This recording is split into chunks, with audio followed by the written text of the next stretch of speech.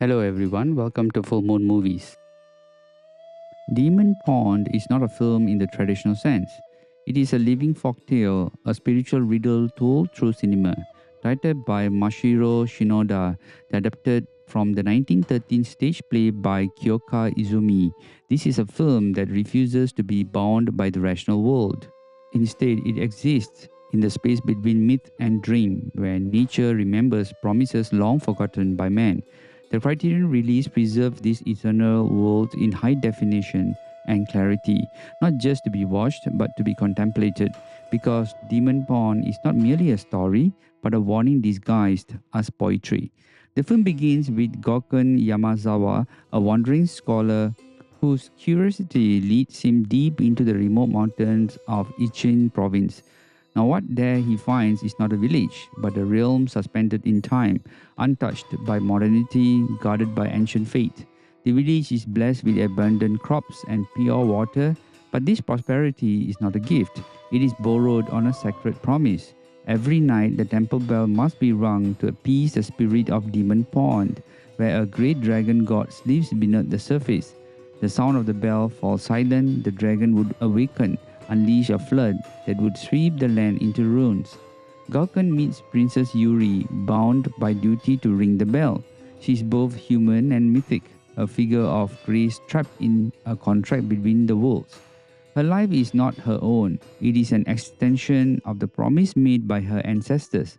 Her character arc is deeply tragic, not because she suffers, but because she understands the suffering of a sacred necessity. She accepts the modern civilization rejects, like that harmony with nature is not achieved through control, but through obedience to timeless laws. Shinoda constructs this narrative as a slow, hypnotic spiral, drawing us deeper into a world where emotion is expressed through silence, where landscapes breathe, and where the wind carries ancestral voices. The cinematography is painterly, mist drifting over mountains, reflections shimmering on still water, cherry blossoms falling like unspoken sorrow. Now, these visuals are not background but are soul of the film. Every frame reminds us that nature is not passive.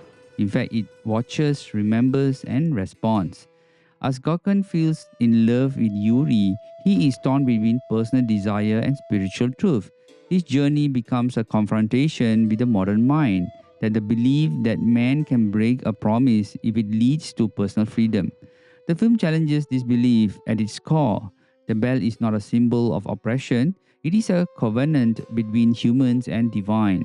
Shinoda's direction slowly transforms what seems like a superstition into an eternal truth. That is, the world does not belong to us, instead, we belong to it. But not all agree. A farmer desperate to expand his land argues the bell is useless, that fear of the pond is a relic that must be discarded. His defiance mirrors modern society's arrogance, that the belief that myths are merely stories rather than warnings. Now, this arrogance becomes the catalyst of doom. When the bell is silenced, nature's response is not wrathful, but it is inevitable.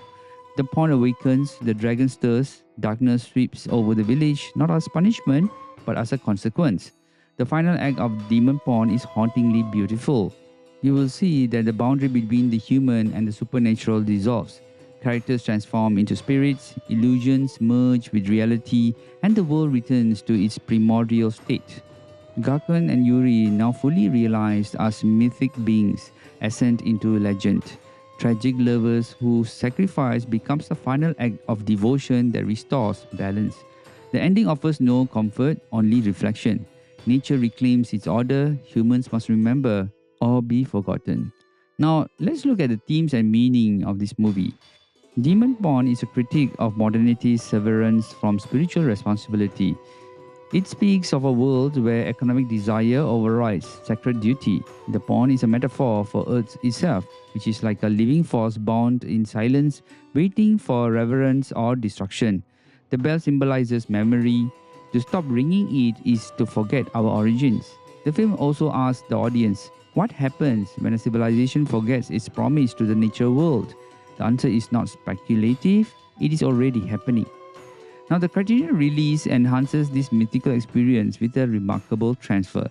The natural colors of the forest, the soft glow of temple lanterns, and the glassy texture of the pond surface, which have never been so vivid. The restoration preserves the film grain, maintaining the dreamlike atmosphere rather than sterilizing it with digital smoothness. The sound mix highlights the quiet power of the environment, like the soft tolling of the bell, the whisper of the wind through the trees, the distant ripples across water, hinting at something ancient beneath. The bonus materials includes here are the interviews with the film scholars who explore the cultural significance of the Kyoka Izumi's original play, the influence of Noah's theatre, the Shinoda's merging of cinematic realism with theatrical fantasy.